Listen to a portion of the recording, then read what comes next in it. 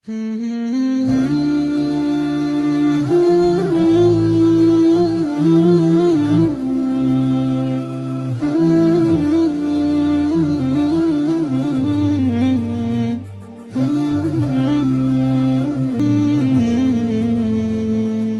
کا زنا، ہاتھوں کا زنا اور کانوں کا زنا بھی کر رہے ہیں، اور ہمیں اور رمضان میں بھی قرآن ختم کرتے ہیں اور تراویح میں بھی قرآن پڑھتے ہیں اور سنتے ہیں، لیکن ہمارے دل میں فرق ہی نہیں پڑا۔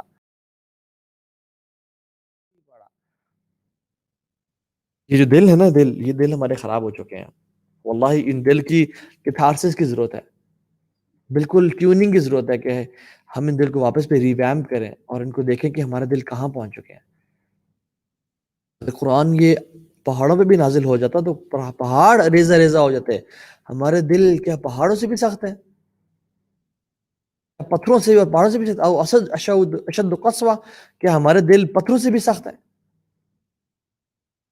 اور ہم اتنے سے قرآن پڑھ رہے ہیں، پھر بھی ہم اللہ کے علاوہ لوگوں سے، پیروں فقیروں سے درباروں میں جا کے چادریں چڑھا رہے ہیں، بٹوے پھینک رہے ہیں اور آپ دے دیں، اللہ کے علاوہ لوگوں سے مدد مانگ رہے ہیں کہ آپ نوازنے والے ہیں، آپ یہ دینے والے ہیں، آپ فلاں دینے والے ہیں۔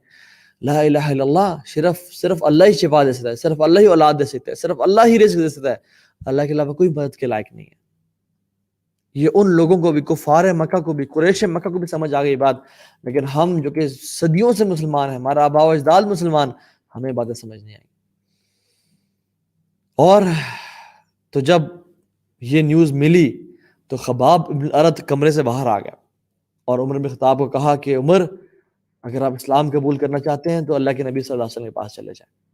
رسول اللہ صلی اللہ علیہ وسلم اپنے چند صحابہ کے ساتھ ایک ہائیڈ آؤٹ میں تھے، ارقم ابن الارقم، یہ دار الارقم جس کو بولا جاتا ہے، یہ ارقم ابن الارقم کا گھر تھا، جو کہ صفا جو ماؤنٹین ہے اس کے بالکل بیس میں تھا۔ وہاں پہ اللہ کے صلی اللہ علیہ وسلم اپنے صحابہ کے ساتھ، وہ پناہ گاہ تھی، اور وہاں پہ اپنے دین کی دعوت کا سلسلہ، صحابہ پہ قرآن پڑھتے، ان کا تزکیہ کرتے، آپس میں دین سیکھتے اور سکھاتے، اور وہاں پہ چھپے ہوئے تھے۔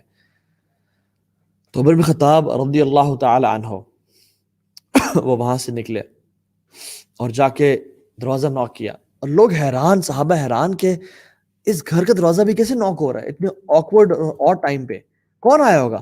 اور جب انہوں نے وہ ہول سے دیکھا کہ یہ کون شخص، دیکھا عمر بن خطاب، تو سارے everyone was petrified, everybody was in fear کہ ان کو کیسے پتہ چل گیا اس گھر کا، یہ کیسے آ گئے یہاں پہ؟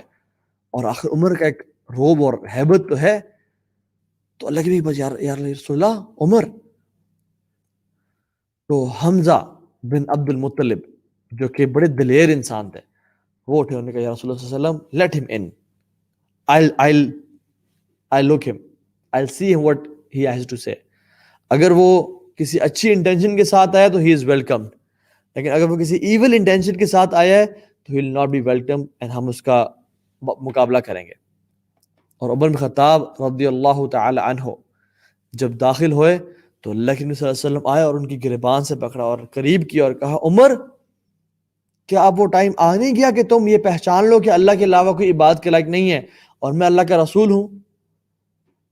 تو عمر بن خطاب نے کہا جی، میں اس لیے تو حاضر ہوا ہوں، اشہد اللہ الہ الا اللہ و اشہد انک رسول اللہ۔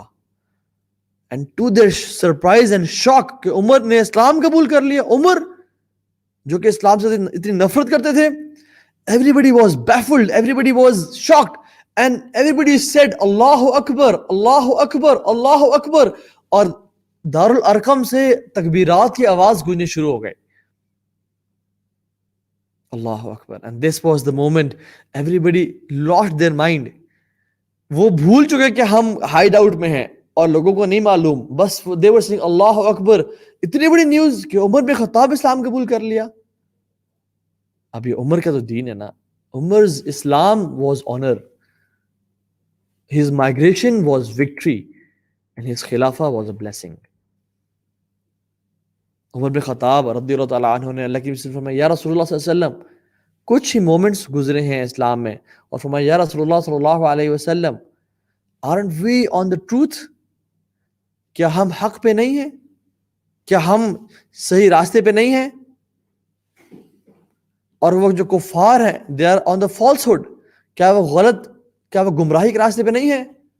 تو اللہ نے فرمایا جی عمر، ایسی بات ہے، ہم حق پہ ہیں اور وہ کفار غلط راستے پہ ہیں. تو عمر بن خطاب نے فرمایا کہ دین ہم کیوں چھپ رہے ہیں؟ ہم چھپ چھپ کے عبادات اور چھپ چھپ کے دین کے پھیلاؤ کیوں کر رہے ہیں؟ Why we are not going forward and openly اسلام کو پروپیگیٹ کیوں نہیں کر رہے؟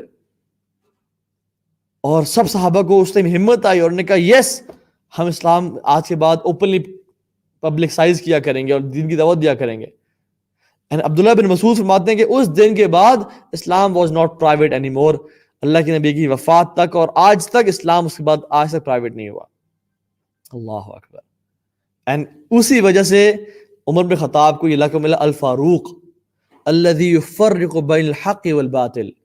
یہ فاروق ہیں جو کہ حق اور باطل میں عیا ہیں, جو حق اور باطل میں ڈفرنس کر دیتے ہیں. یعنی حق بھی واضح اور باطل بھی واضح, کوئی چھپ چھپ کے نہیں رہے گا آج کے بعد.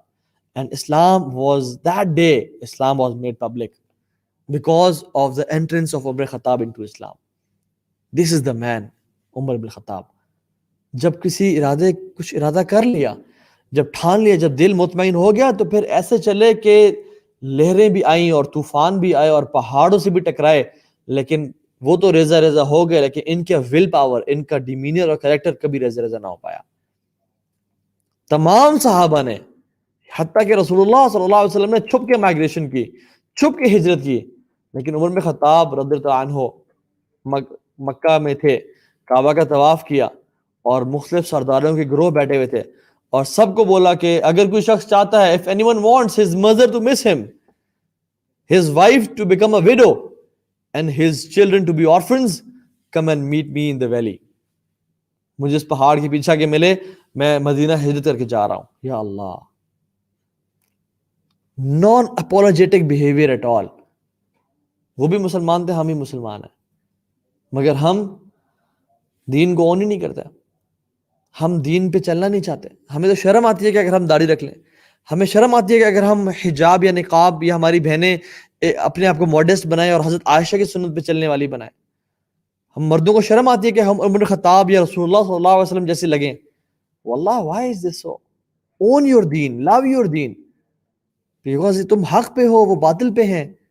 وہ باطل پہ ہونے کے باوجود وہ نہیں ڈر رہے اور گھبرا رہے, تو ہم حق پہ ہونے کے باوجود کیوں ڈریں؟